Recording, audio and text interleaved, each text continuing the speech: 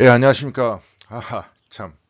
이 컴퓨터가 업데이트가 돼가지고 업데이트되는 그 과정 속에서 어, 좀 마이크가 엉뚱한 쪽으로 가 있었던 것 같아요. 그러니까 제가 그걸 확인하고 올렸어야 되는데 확인하지 않고 그냥 급하게 그냥 항상 올리는 식으로 올리다 보니까 소리가 안 된 상태로 올라갔습니다. 그러니까 지금 유튜브에서 이제 아마 열심히 혼자 왔다 갔다 뭐라고 떠드는데 전혀 소리가 들리지 않는 영상이 지금 하나 올라가 있습니다. 이게 똑같은 건데요. 그래서 이제 두 번 녹화를 하게 됐습니다. 오늘은 8장 너희는 그리스도를 누구라 생각하느냐 하는 그 부분입니다. 근데 이제 그 이야기인데 사실은 이분이 이제 강조를 많이 하는 게 내면의 그리스도죠. 내면의 그리스도. 네, 그러니까 내면의 하나님입니다. 그리스도께서 어, 우리가 이제 그 여기서도 이제 몇 번 얘기했었지만 영혼 육이라 그랬잖아요. 이제 여기서도 이제 몇 번 이야기가 계속 반복되면서 이야기가 될 겁니다.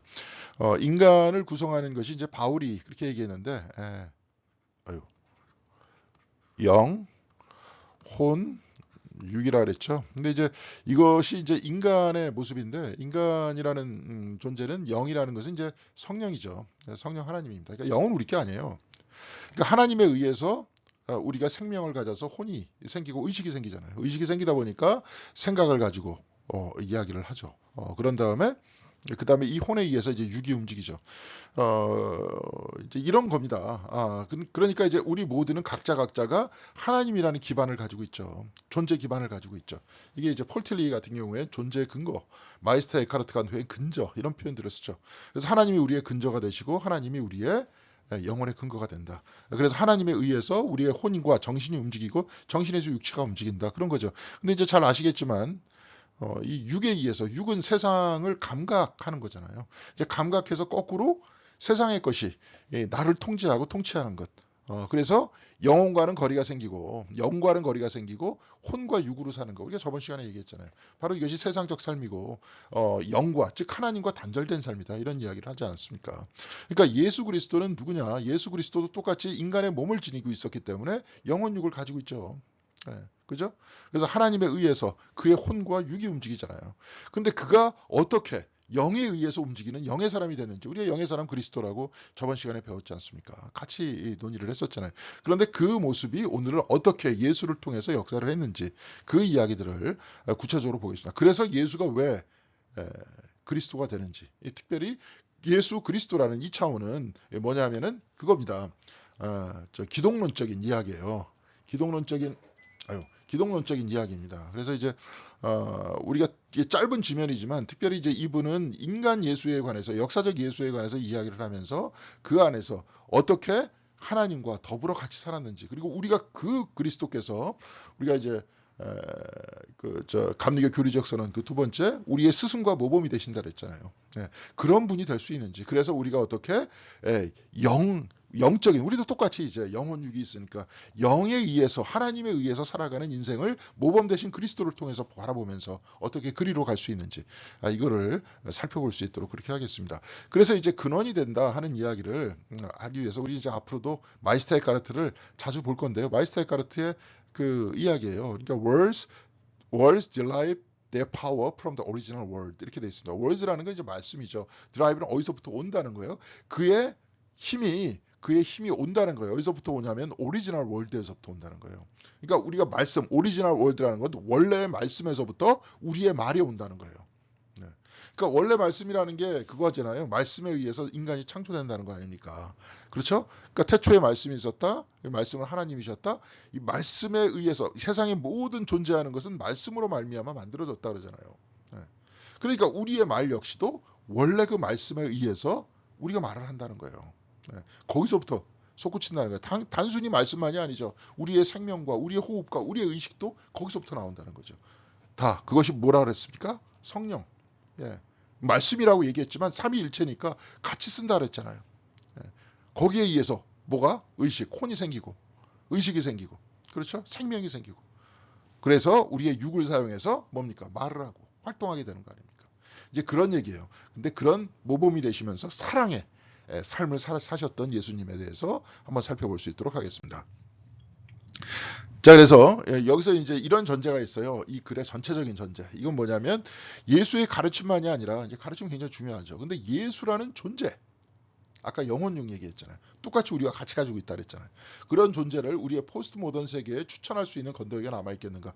과거에는 이제 예수에 대한 온갖 교리적인 이야기, 또한 거기에 플러스 신화적인 얘기가 접붙여가지고 예수를 전통적으로 내려왔었는데, 오늘 우리 세계에 있어서 예수를 어떻게 이야기해야 되느냐, 이제 그런 얘기를 하고 있는 겁니다. 그렇죠? 예. 그래서 십자가는 어떤 구원적 의미가 있냐. 그 시각에서 본다면, 과거의 시각에서 본다면 뭐 대속적인 이야기를 하잖아요. 근데 대속적인 이야기를 쭉 이야기를 들어보면 결국은 구약에서 이제 그거 하는 거 아닙니까? 그 저기 저 번제를 드리는 거. 근데 번제를 드리는 거를 예수님으로 이렇게 대체했잖아요. 바울 신학에 의해서. 바울이 그렇게 얘기했던 것은 유대 기독교인을 때문에 그렇게 얘기했던 겁니다. 유대 기독교인들을 염두에 뒀기 때문에 그렇게 얘기하면서 하나님과 우리가 단절됐는데 그리스도를 통해서 연결됐다는 것을 이야기해주기 위해서 그렇게 했던 거예요. 이런 걸 이제 요즘 신학에서는 뭐라고 얘기하면 이제 그런 얘기하죠. 토착화라고. 저도 이제 몇 번 여러분한테 얘기했습니다. 토착화 신학이라고 합니다. 네. 신학을 그때 그 당시의 문화에 따라 가지고 딱 접합을 시켜주면 사람들은 금방 이해하잖아요. 네. 그렇죠? 그러니까 유대 사람들은 짐승을 바치면서 그 짐승이 나의 죄를 대속해서 하나님과 나를 다시 하나로 연결시켜준다. 그냥 내가 죄책감이 많은데, 그래서 내가 죄를 많이 저질러서 하나님과 더불어 같이 살 수가 없어요. 근데 그 짐승을 통해 가지고 대속한 다음에 하나님과 더불어 같이 간다. 이렇게 생각했던 거거든요. 그러니까 그 대속의 자리에 그리스도를 집어넣으면서 단번에 그리스도께서 죽으시면서 우리와 하나님을 연결시켰다. 이렇게 신학적으로 이야기했던 겁니다. 그러니까 사람들은 금방 알았던 거죠. 이 이야기의 핵심은 뭡니까? 하나님과 더불어 같이 사는 것이 우리 삶이라는 거 아니에요. 인생이라는 거 아닙니까? 이것이 신앙생활이라는 거잖아요. 근데 하나님이 동떨어져 있으면, 이제 몇 번 제가 계속 얘기했지만 이게 세속화라는 거잖아요. 예. 그렇죠? 하나님의 영역과 인간의 영역을 나누고 하나님을 이제 추방하고 우리의 언어와 우리의 생각만을 가지고 세상을 구성하고 이해하는 방식. 이런 게 세속화라는 거예요. 그러니까 하나님이 안 계신 게 아니라 자기네들이 이렇게 안 계시게 만드는 거죠. 예. 특히 이제 서구 사회에서 근세로 접어들면서 이런 형태로 사고하기 시작했다는 겁니다. 어, 하여튼 뭐 그런 거예요. 근데 여하튼 간에 이제 이런, 지금도 우리는 막 지금 그런 세계에 살고 있는데, 그러면서 우리는 굉장히 우리의 머리는 과학적으로 막 발달이 돼 있죠.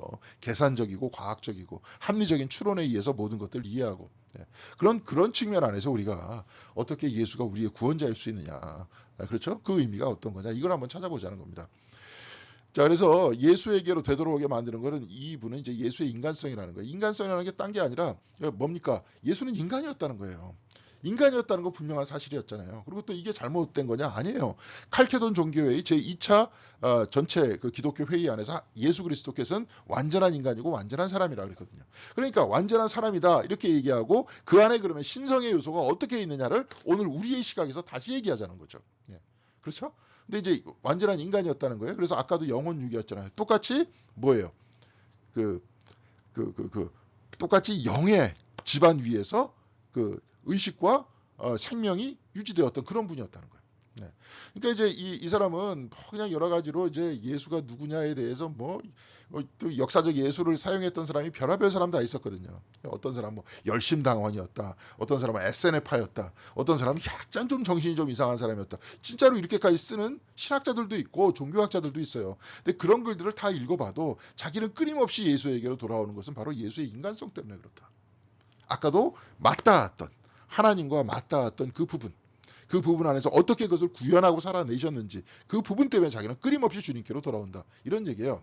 근데 이제 거기서 이 사람 얘기는 뭐냐면, 그때 당시에 이제 주님을 이해했을 때 사람은 인자적 세계관, 로고스적 세계관, 하나님의 아들 등의 어떤 세계관에 꽉 차 있었다는 거예요.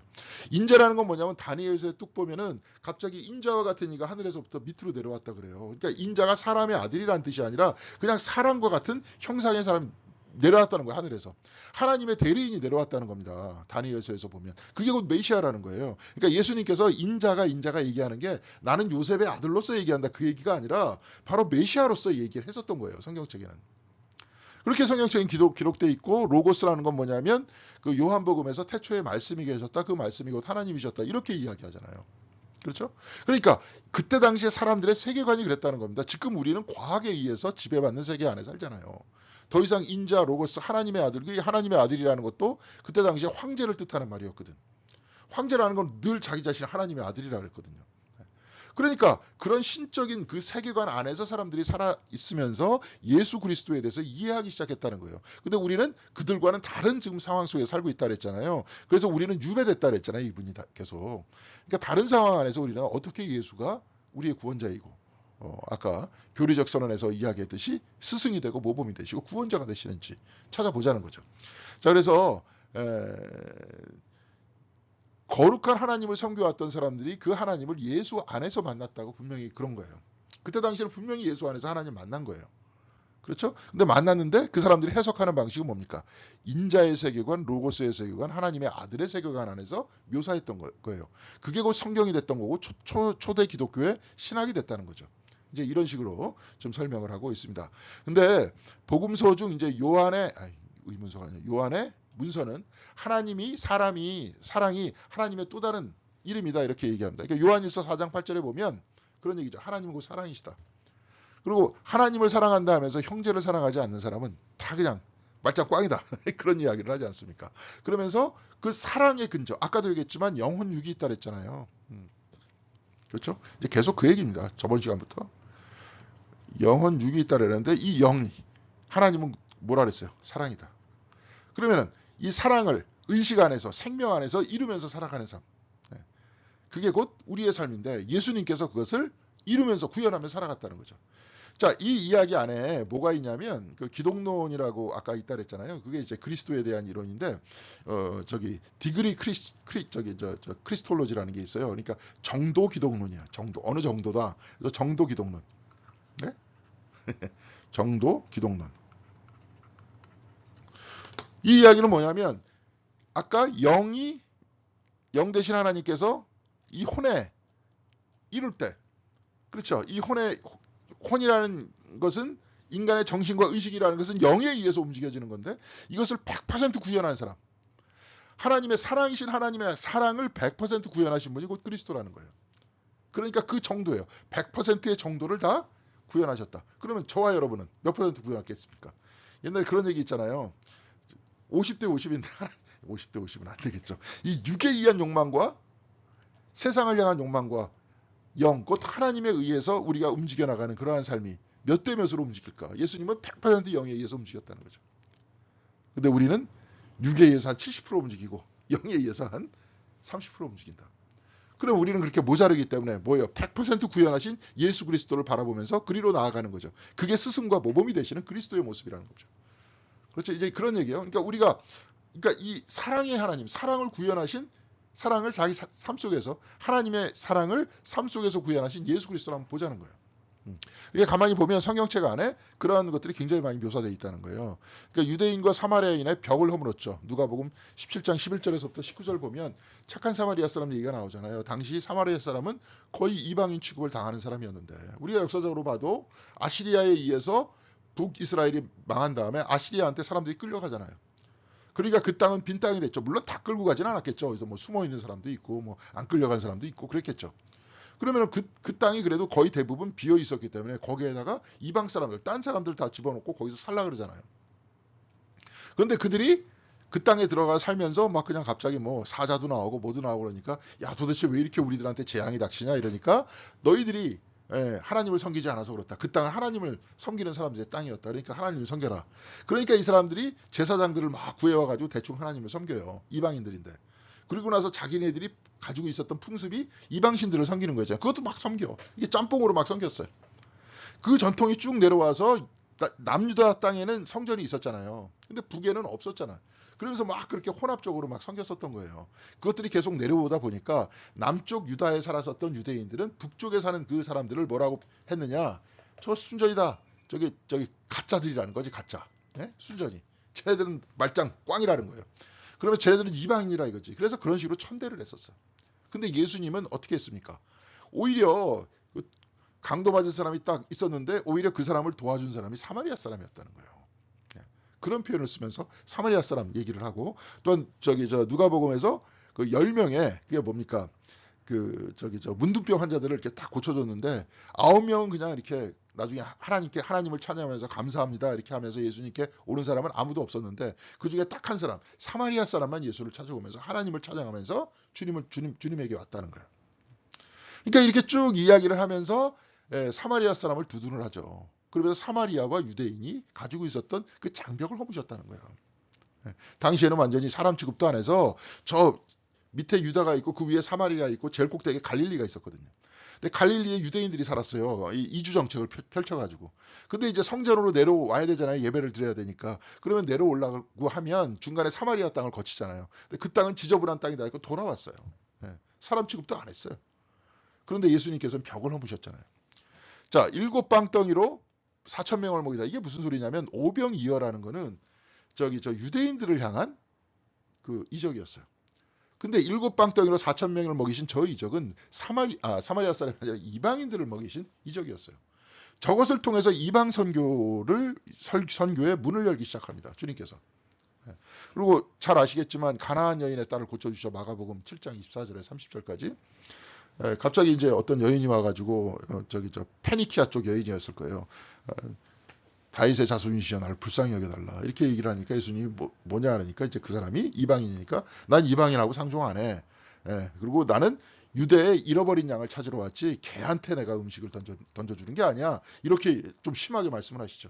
그러니까 그 여인이 개도 주인의 식탁에서 떨어지는 빵부스러기 먹습니다. 이런 이야기를 하죠. 그때 예수님께서는 네 믿음이 너를 살렸다. 그런 표현을 하지 않습니까? 그러면서 그 여인의 딸을 고쳐주시잖아요. 그러니까 이제 이런 이야기가 나와요. 그러니까 쉽게 얘기해서 사랑이라는 것은 벽을 허무시는 예수 그리스도에 대한 이야기가 성경책 곳곳에 남아 있다는 겁니다.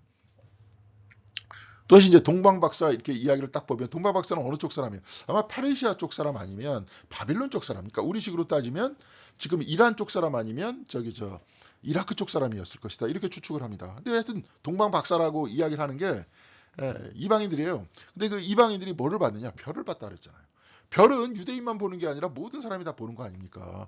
특별히 동방박사의 이야기는 어디서 나와요? 마태복음에서 나오지 않습니까? 마태복음에서 예수님께서 탄생하셨을 때 제일 먼저 경배하러 왔던 사람이 누구였냐? 동방박사였다는 거예요. 오히려 이방인이었다는 겁니다. 그런 식으로 성경에 나오잖아요. 오순절 이야기도 마찬가지입니다. 오순절 이야기는 뭐예요? 사도행전 2장에 나와 있는 이야기죠. 성령께서 내리셔서 각 사람이 각 지방의 방언으로 이야기를 했다.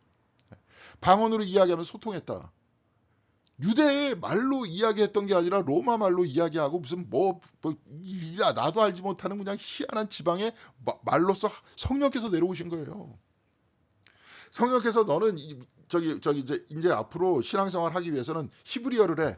아니면 아람어를 해. 그렇게 했던 것이 아니라 그 사람의 문화와 그 사람의 언어로 내려오셔서 그들의 언어로 말씀을 가르쳤다는 거예요. 내려오셨다는 겁니다. 마치 그런 거죠. 하나님께서 우리를 구원하시기 위해서는 내려오셨잖아요. 위에서 그냥 나 너 구해줄게 이러면 되는데 왜 내려오셨어요? 그런 게 딴 게 아니에요. 같아지는 거 아닙니까? 쉽게 얘기해서 우리가 어떤 위로를 받으려고 할 때 내가 마음에 상처를 받았어. 상처를 받았는데 위로를 받으려고 그래. 근데 위로하는 사람이 위에서 올라가지고 너니 그게 문제야 막 이래서 이야기를 하면 위로가 됩니까?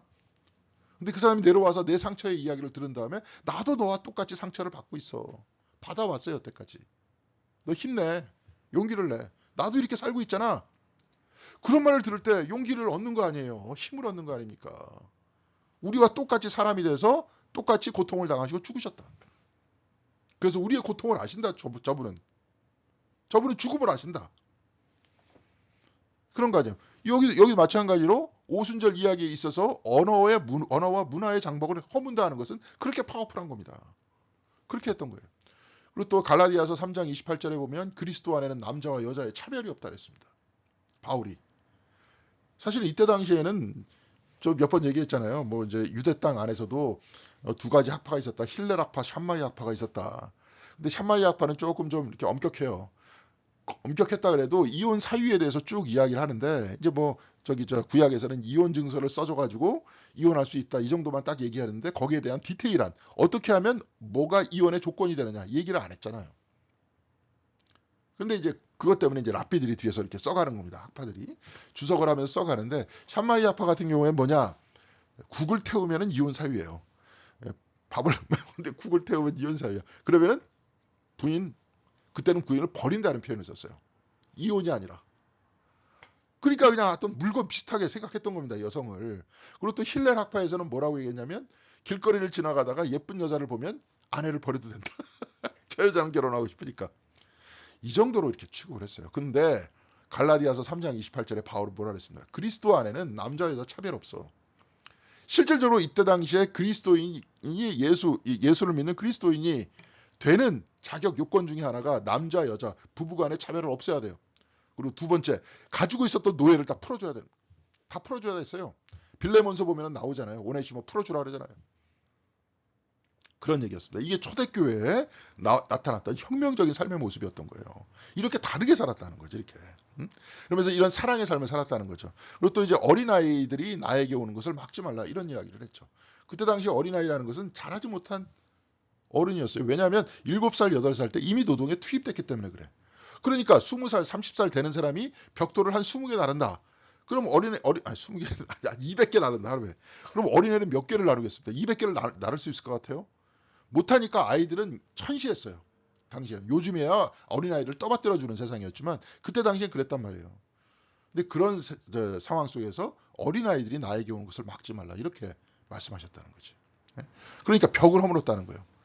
이런 예수를 하나님이 주장했던 그 고백 밑에는 어느 누구든 종교, 부족, 문화, 죄의, 질병 따위로 인해 하나님의 사랑에서 분리될 수 없다는 메시지를 온몸으로 살아냈던 한 인간이 있었다. 한 인간이 있어도 누구예요? 예수님이었다는 거예요. 이게 어떤 뭐 종교라든지 그가 어떤 부족에 속해 있다든지 문화에 있다든지 뭐 제의라든지 제의적 질병에 있다. 뭐 예를 들어서 예수님께서 다 고쳐주시잖아요. 문둥병 환자, 나병 환자, 눈먼 자, 다리 저는 자. 이들 모두는 성소에 들 수 없었던 사람들이에요. 그런데 주님께서는 그들을 고쳐주시잖아요. 그리고 나병 환자는 몸에 손을 못 대게 돼 있어. 근데 손을 대시며 고쳤다고 마가복음에는 기록되어 있습니다. 그러면서 그들이 사람들과 나누어져 있고 분리되어 있던 것들을 하나로 통합하셨다는 거예요. 바로 이것을 예수님께서 그렇게 사셨다는 거예요. 성경 안에서. 사람들은 이를 예수 속으로 들어온 외부적 신의 결과라고 생각하지 않았겠느냐. 하나님께서 저 안에 들어가셔서 바로 하나님께서 저 사람을 통해서 역사하시는 것이다. 이렇게 봤다는 건 아니에요. 아까 영혼육 얘기했잖아요. 저분만 그런 게 아니라 사실 우리도 그렇다는 거예요. 그래서 주님께서는 우리들한테 하늘에 계신 우리 아버지라고 그렇게 말씀하셨잖아요. 그런데 100%그 뜻을 이루면서 구현하면서 주님께서는 사셨다는 거예요. 근데 우리는 못 살고 있죠. 이 세상 좋고 저게 좋고 막 눈치 보고 막 이러면서. 예. 그러면서 이제 또 다시 한마디를 또 하는 게 뭐 폴틸리의 영원한 직급의 효과가 있다는 거예요. 그러니까 한마디 영원한 직급이라는 거는 한 방 뻥 맞은 그런 느낌이에요. 몰입함으로써 시간이 정지된 것과 같은 그런 느낌이래요. 근데 사실은 영원한 현재라는 그 어떤 철학적 뜻은 이런 뜻이 아닙니다. 그러니까 모세 앞에서 하나님께서 나는 나다 이런 표현을 쓰잖아요. 나는 현재의 나다. 제가 지금 강의하기 시작할 때 한 20분 정도 지났습니다. 그런데 저는 그냥 지금 계속 현재에 있거든요. 여러분들 들으면서 계속 현재에 있는 거 아닙니까? 그렇죠? 그게 우리는 영원한 현재에 있을 수밖에 없어요. 그리고 나중에 우리가 죽는 순간에도 현재겠죠. 그리고 주님의 손을 붙들고 천국에 올라간다면 그게 현재겠죠. 그렇죠? 그게 곧 영원한 현재라는 겁니다. 그래서 영원한 현재에 우리에게 생명을 주시는 분은 누구예요? 아까 영혼육 얘기했잖아요. 하나님이시잖아요. 하나님이 우리와 관계한다는 거잖아요. 육체적 세상은 우리가 바깥에서 바라보는 세상은 지금 시간이 갔잖아요. 벌써 20분이 지났네. 그리고 이따 사라지잖아요. 육체라는 것은. 그걸 보지 말고 우리와 늘 같이 있는 하나님을 바라보자. 그게 영혼 안에서 영혼의 터전 위에서 우리가 살자. 그리고 하나님이 현재에 있듯이 우리도 계속 끊임없이 현재에만 있을 수밖에 없다. 그렇잖아요. 제가 좀 아까 얘기하다가 지금 더 이상 얘기 안 하면 내가 죽은 거거나 내가 문제가 있는 거 아닙니까? 항상 늘 현재에서 지금 깨어 있는 거 아니에요. 근데 그게 이제 직금의 효과인데 이 사람 같은 경우는 지금 영원한 직금의 효과를 이제 어떤 한 방 맞은 거, 아주 몰입된 거 이렇게 표현을 합니다. 하여튼 이거는 좀 좋지 않은 표현인데 부자 젊은이가 자기를 하나님의 뜻 잘 따랐다 이거지. 율법을 다 지켰다 이거예요. 그러니까 예수님께서 다 팔고 나서 날 따르라 이렇게 얘기했죠. 한 방 뻥 맞은 거예요. 그러니까 근심하다 돌아갔다 그랬잖아. 가늠하다 여인이 잡혔습니다. 그러니까 예수님께서 죄 없는 자가 돌로 치라 그러셨죠. 그러니까 사람들이 다 죄가 있거든. 그냥 갔어. 그러니까 이제 나중에 예수님하고 그 여인하고 둘이 딱 남잖아요. 그러니까 예수님께서는 뭐라 그랬습니까? 나도 너를 정죄하지 않는다. 다시는 그러지 마라. 그렇게 얘기하고 예수님이 떠나시잖아. 그럴 때 바로 그때 그 여인한테는 그 시간이 어떨 것 같아요? 정지됐을 것 같죠? 부자 젊은이도 정지됐을 것 같죠? 왜? 일평생 바로 그 기억은 그냥 끊임없이 자기한테 계속 남아있을 거 아닙니까? 이제 그런 측면에서 영원한 지금의 효과였다는 거예요. 그래서 그의 인간성은 진정한 자유, 즉 어떤 상황에서도 뭐 자아를 잃지 않는 자유였다는 거예요. 이 자아라는 거는 이게 좋은 표현이 아닙니다. 에고라는 거는 심리학적으로도 에고라는 거는 별로 좋은 얘기가 아니에요. 에고라는 거. 예, 이건 좋은 얘기가 아니에요. 이 얘기가 뭐냐면 나라는 의식, 쓸데없는 자존심, 자만심 뭐 이런 이야기거든요. 이것 때문에 자기가 괴롭거든. 그러니까 이거는 아니고 어떤 상황에서도 마음이 흔들리지 않는 그렇게 얘기를 해야죠. 왜? 하나님과 함께 있으니까. 영혼육이라 그랬잖아요. 하나님의 사랑을 내가 구현하고 내가 하나님과 함께 있다는 것을 확실하게 믿고 있으니까. 믿고 있는 게 아니라 이제 알고 있는 거죠. 여러분 어떻게 생각하세요? 아까 내가 하나님에 의해서 내가 산다. 이것까지는 어렴풋이 짐작이 가는데 완전히 마음에 와닿으면서 내가 그렇다라고. 100% 그렇지 못하잖아요. 그러니까 자꾸 육에 끌리잖아요. 그리고 삶이 자기가 병 들었을 때 두렵잖아요. 어차피 하나님이 내가 병 들고 죽을 때 죽는다 그래도 나 죽는 게 아니잖아요. 하나님과 함께 있는데. 예? 하나님이 계속 나에게 생명의 근원이 되시고 나의 존재와 의식의 근원이 되시는데 내가 가면 어딜 갑니까? 근데 이 세상에선 떠나겠죠. 근데 이 세상에 떠나는 게 뭐가 문제야? 늘 같이 계신 분이 하나님인데. 저도 말은 이렇게 하지만 근데 여튼 그렇습니다. 그걸 명확하게 아주 클리어하게 가지고 계셨으면 상황이 어떻게 바뀌어도 육적인 상황이 어떻게 바뀌어도 두려워하지 않죠. 네. 그렇죠? 그래서 사람들이 이제 그를 왕으로 맞이할 때 예수님께서 얼씨구나 좋다 했고 덥석 물었습니까? 떠나잖아요. 나는 너희들의 왕이 아니라는 거야. 그런 왕이 아니라는 거예요. 너희들의 고통과 함께하는 왕. 너희들이 아파할 때 같이 하는 왕. 그래서 십자가에서 내려오지 않는 왕. 이번 주에 이제 설교할 겁니다. 떠나지 않는 왕. 그렇죠? 같이 하는 왕. 그런 왕이다. 그런 왕이에요. 그게 곧 그리스도의 모습인데 그걸 지배하는 왕으로 삼으려고 했을 때 떠나시잖아요. 그리고 사람들에게 비난을 받을 때 십자가 위에서도 어떻게 합니까? 저들을 용서해달라 그러죠. 십자가 위에서 오른편 강도가 뭡니까? 당신의 나라에 들어갈 때 나를 기억해달라고 얘기할 때 예수님께서 뭐라 그러셨어요? 오늘 나와 함께 낙원에 가 있을 것이다. 이렇게 말씀하시잖아요. 그 고통 중에서도 마음이 흔들리지 않고 왜냐? 아버지와 함께 있다는 그 확신이 있기 때문에 그랬었던 겁니다. 그래서 그는 충만한 삶을 살았던 온전한 인간이고 무진장으로 사랑을 베풀었던 인간의 모습이었다는 거예요. 아까도 얘기했죠. 100% 하나님의 뜻을 구현한 사람. 100% 하나님의 사랑을 구현한 분이었다는 거예요. 어떤 상황에서도 자신을 잃지 않을 수 있는 용기, 그러니까 흔들리지 않은 용기를 지닌 온전한 인간의 모습이었다는 거예요. 그래서 우리는 그분을 스승으로 따라간다. 그러면서 우리 안에 접촉한 하나님, 우리에게 생명을 주신 하나님을 깨달아가면서 간다. 그리고 거기에 대한 확신을 가지고 그리스도를 따라간다. 그런 얘기입니다. 그는 하나님, 즉 생명의 원천이며 사랑의 원천이며 존재의 근거로 이해된 하나님의 의미에 대한 인간의 초상화예요. 바로 그 근저 위에 서 있는 참된 인간의 모습이 바로 저 인간이다. 그리스도다. 그러니까 저분은 뭐예요? 하나님의 뜻을 구현한 사람. 하나님께서 이 땅에 내려오셨다면 분명히 저런 모습일 것이다라고 얘기했을 거라는 거 아닙니까? 그런 측면에서 예수께서는 하나님의 아들이었다. 하나님의 화신이었다. 사랑의 현현이었다. 이런 이야기죠. 그래서 예수로부터 생겨난 자극이 계속해서 예수 공동체로 하여금 인간적인 장벽을 넘어서 전진하도록 몰아가고 있다는 거죠. 병자들, 이방인들, 사마리아인들 다 벽을 허물잖아요. 지금도 하나님의 성소에 들지 못할 사람이 없다 그러면서 계속 벽을 허물어야 된다는 거예요. 예수께서는 그 사랑으로서 우리를 이끌고 계시면서 스승과 모범이 되면서 계속 벽을 허물면서 앞을 향해서 나아가고 있다는 거죠. 근데 이제 우리는 어떻게 합니까? 교회가 자꾸 벽을 만들지 않습니까? 그리스도가 우리의 모범이 되지 않아서 그래요. 그리고 우리 안에서 영과 사랑, 하나님은 사랑이시다 그랬는데 사랑의 영에 의해서 우리가 움직이지 않는 겁니다. 자꾸 규제 둘라고 그러고 장벽 둘라고 그러고 그러지 않습니까? 자, 그래서 장벽을 허물어 끊임없이 허무는 사랑의 공동체 핵은 누구예요? 그리스도의 힘이라는 거예요. 그래서 그리스도가 이끌고 나가신다는 겁니다. 그 측면에서. 그러니까 이건 굉장히 인간적인 측면 안에서 그리스도를 바라보면서 우리가 알고 있는 우리를 끌고 나가시고 우리의 구원자가 되시는 그리스도가 어떤 측면에서 구원자가 되시는지를 알려주고 있지 않습니까? 이제 그런 측면이라는 거예요. 그래서 우리가 인간적이라고 부르고 또한 신적이라고 부르는 자질은 서로 배타적인 것이냐 과연 그러면 특별히 인간을 죄인이라고 자꾸 얘기를 하다 보면 배타적이잖아요 서로. 예? 근데 이제 아니면 그것이 서로 통하는 것인가 인간적인 면이기도 하고 하나님의 면이기도 하다. 이게 이제 아까 칼케돈 종교회의라 그랬잖아요. 완전한 하나님, 완전한 인간. 그리스도 안에 있는 하나님은 완전한 하나님이잖아요. 그리고 또 그리스도께서 구현하신 그런 하나님의 모습은 완전한 인간의 모습이면서 완전한 하나님의 모습이었잖아요. 사랑의 측면 안에서는. 그러면 그 측면 안에서 우리가 기독론을 다시 만들 수 있지 않냐? 여러분 어떻게 생각하십니까? 그런 측면이라는 거예요. 근데 이제 이분은 여기서 이제 기독론의 모습에 대해서 이런 얘기하죠. 아니면 그 통하는 거냐? 아니면 두 개의 다른 실제냐? 다른 실제라고 자기는 안 본다는 거죠. 안에 있는 하나님을 구현하시는 분이 그리스도다. 100% 구현하셨다. 이런 거예요. 그러면서 이분이 이 초월보다도 그러니까 내재잖아요. 그리스도 안에 있는 하나님. 그래서 우리 안에 있는 하나님을 우리로 하여금 깨닫게 하고 모범이 되신 그리스도를 향해서 우리가 저렇게 살아야 된다라 그러면서 우리가 가는 거 아니에요. 그런데 기독교에서 자꾸 초월이고 어디선가에 계신 하나님이다 이렇게 얘기하는 것은 보수적인 과거의 유실론적 사고의 한 측면이라고 이야기를 합니다. 그래서 초월은 거룩한 존재의 추가적인 차원일 뿐이다라고 이분은 이야기를 해요. 그러면서 이 내재성을 중심으로 한 초월성에 대해서 한번 얘기해요. 이건 좀 신학적인 얘기입니다. 이건 좀 잘 들어보세요.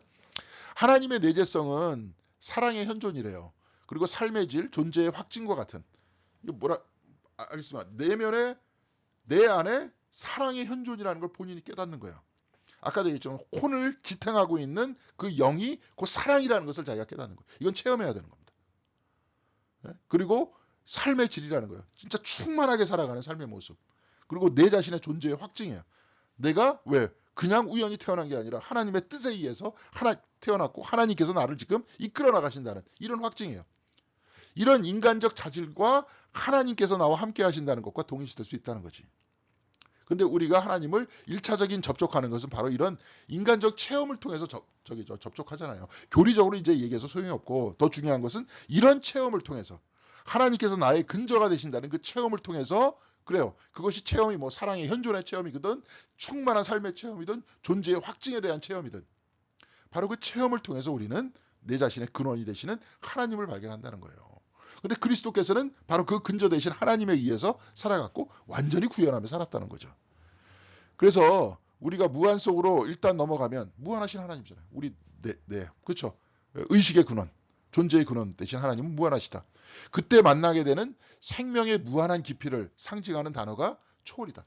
무슨 말씀인지 아시죠? 그냥 초월이 바깥에 설정해 놓는 게 아니라 무한한 하나님을 내가 딱 만나면서 내가 어떻게 숨을 쉬게 됐지? 내가 어떻게 여기서 세상에 태어나게 됐지? 뭐 이제 과학적으로는 다 우연이다 그러면서 육 중심으로 거기 그 동네에서는 다 얘기하니까 그렇게 얘기하는데 나는 그 순간에 어떻게 되는 겁니까? 뭐 어떻게 여러분이 침묵 기도를 하든지 그래서 귀를 막고 눈을 막으면서 세상과 딱 막으면서 침묵 속에서 내 근거가 되시는 분은 하나님이심을 알고 아까도 얘기했지만 그 안에 무궁무진하게 흐르는 사랑의 현존을 내가 느꼈어. 무한함을 느꼈어요.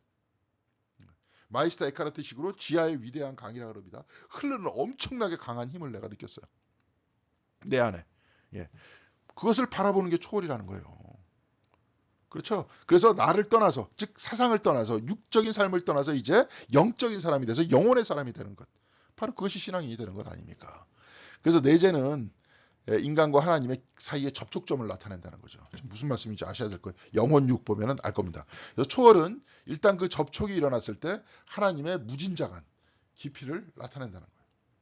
그러니까 초월은 넘어가는 게 아니라 깊이라는 거죠. 예. 신앙은 그런 거예요. 그래서 이게 뭐냐? 존재의 근거, 사랑, 근저. 다 이런 표현들은 다 그런 것 때문에 나온 겁니다. 그런 것 때문에 체험적으로 나온 말들이에요. 그래서 주 예수의 존재 안에서 우리는 존재의 근거에 관한 계시를 봐요.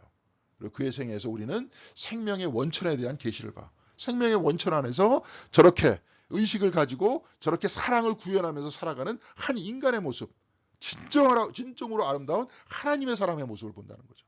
그래서 그 안에 내재에 계신 하나님을 바라본다는 거예요. 그러면서 우리는 그것을 믿고 우리 안에도 하나님께서 계시고 하나님에 의해서 내가 살아간다는 것을 확신하고 살아간다는 거죠. 그런 면에서 그리스도가 우리의 구원자이고 우리의 스승이고 우리의 모범이라는 겁니다. 그런 측면이에요.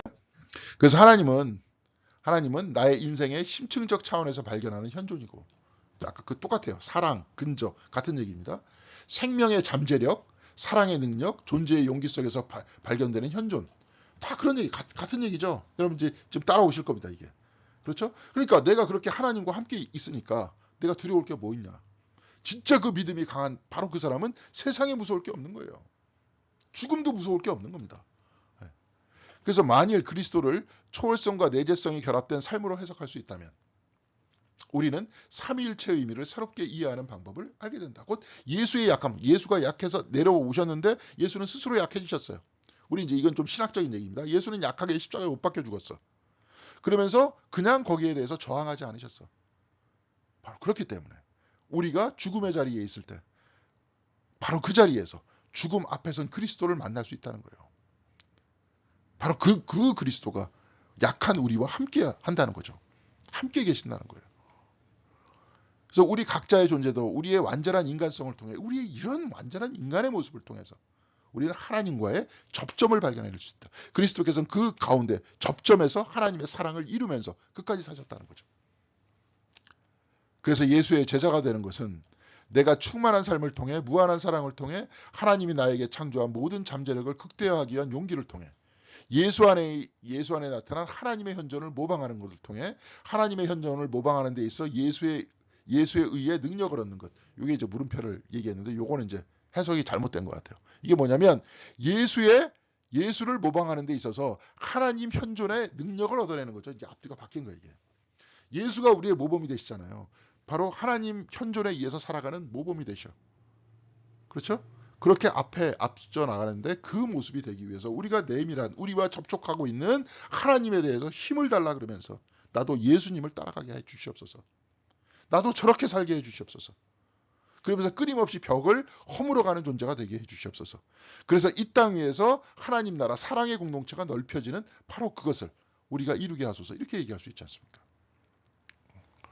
그래서 거룩한 존재는 내 안에 영혼 육이라 그랬죠. 그리스도 안에 내재한 하나님을 통해 내 안에 내재한 하나님을 믿는 거예요. 그렇죠? 그리스도께서 나와 아버지는 하나다. 하나 되게끔 완전한 하나이게끔 그리스도는 구현했다는 거 아니에요. 그래서 그리스도 안에 하나님이 계시듯이 내 안에 하나님이 계시고 그것을 믿고 예수를 따라가는 바로 그 삶이 제자의 삶이라는 거죠. 그래서 그리스도의 가르침과 삶을 통해 내 안에 내주하신 하나님과 동행하여 나와 공동체를 사랑으로 만드는 것, 하나로 만드는 것. 이 모든 것이 새로운 삼위일체가 될 수 있다. 하나님께서, 성부 하나님께서 동시에 내재하신 성령 하나님께서. 그렇죠? 그 다음에 그리스도께서 우리와 같이 계시고 이렇게 하면서 사랑의 공동체로 하나를 만드는 것. 이거를 잘 다듬으면 전혀 우리 시대 곧 중세서부터 근세까지 내려왔었던 그런 삼위일체가 아니라 오늘 우리 시대에 아름다운 삼위일체가 되면서 나도 삼위에 참여할 수 있다. 그렇죠? 그렇게 되는 겁니다. 그러니까 제일 중요한 것은 요걸 믿으면서 그렇죠? 그리스도께서 우리의 모범이 되시고 우리의 구원자가 되시는 그 모습을 바라보면서 우리도 이것을 구현하면서 하나님의 사랑을 구현하면서 살아나가자 하는 그 이야기입니다. 이것이 그리스도를 새롭게 이해하는 새로운 방식이고 새롭게 이해도 아닙니다. 저도 이제 이런 얘기 자주 했고 여러분들도 이제 그 영성이라는 그 얘기 했잖아요. 그냥 믿고 끝나는 게 아니라 내 삶 속에 사랑을 구현하면서 사는 것이다. 근데 가만히 보니까 우리의 몸도 그렇게 돼 있고 그렇죠? 우리의 삶도 그렇게 돼 있고 그리고 그리스도를 따라가는 우리의 삶도 사실 그래야 된다. 그런 얘기죠. 자, 제가 이제 오늘 두 번째 똑같은 거 계속했습니다. 이제 목소리가 나올 거고요. 다음 주는 제가 베트남에 가기 때문에 못하고요. 그 다음 주에 할 수 있도록 하겠습니다. 또 그 다음 주는 제가 휴가를 가기 때문에 못합니다. 그래서 다다음 주에 뵐 수 있도록 하고요. 그것은 이제 우리가 이렇게 내면적인 하나님을 만났는데 그 안에서 그럼 우리가 기도는 어떻게 해야 될 것이냐 그 부분에 대해서 이야기를 할 겁니다. 자, 여러분 수고했고요. 다다음 주에 뵙도록 하겠습니다. 감사합니다.